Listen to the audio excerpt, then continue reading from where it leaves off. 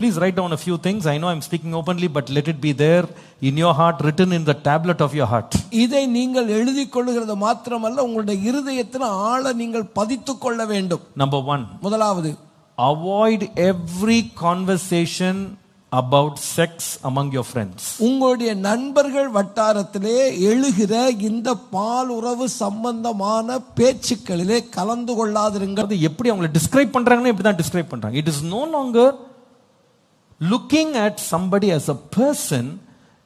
It is about looking at a person as an object these days. இன்றைக்கு மனிதனை மனிதனாக பார்க்காமல் ஒரு பொருளாக பார்க்கிற நிலைமைக்கு நம்ம வந்துட்டோம். அதாவது பிசிக்கலா அவங்கள டிஸ்கிரைப் பண்றது, அவங்கள வந்து மெஷர்மெண்ட்ஸ் பத்தி சொல்றது, அவங்கள லுக்ஸை பத்தி பேசுறது, அவங்களுடைய ரியல் பர்சனை பத்தியே இப்ப யாரும் கவலை இல்லை.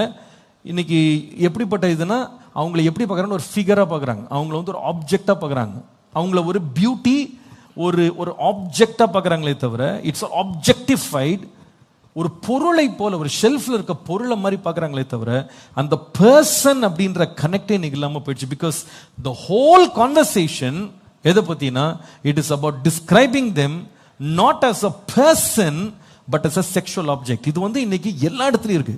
அதாவது இன்னைக்கு சினிமா வந்து இது ரொம்ப வேர்ஸ் ஆக்கி இருக்கு. ஒரு ஆளை வந்து டிஸ்கிரைப் பண்றது வந்து அவங்களுடைய அங்கங்களை வச்சு டிஸ்கிரைப் பண்றது, அவங்களுடைய லுக்ஸை வச்சு டிஸ்கிரைப் பண்றது, அவங்களுடைய காம்ப்ளெக்ஷன் வச்சு டிஸ்கிரைப் பண்றது, அவங்க பாடி ஷேப் வச்சு டிஸ்கிரைப், இதெல்லாம் என்ன ஆகுதுன்னா ஒரு மைண்ட்ல எப்படிப்பட்ட ஐடியாஸ் கொடுக்குதுன்னா, ஒரு ஆளை பார்த்த உடனே it is not about a person anymore, it is only that they are just objects for pleasure.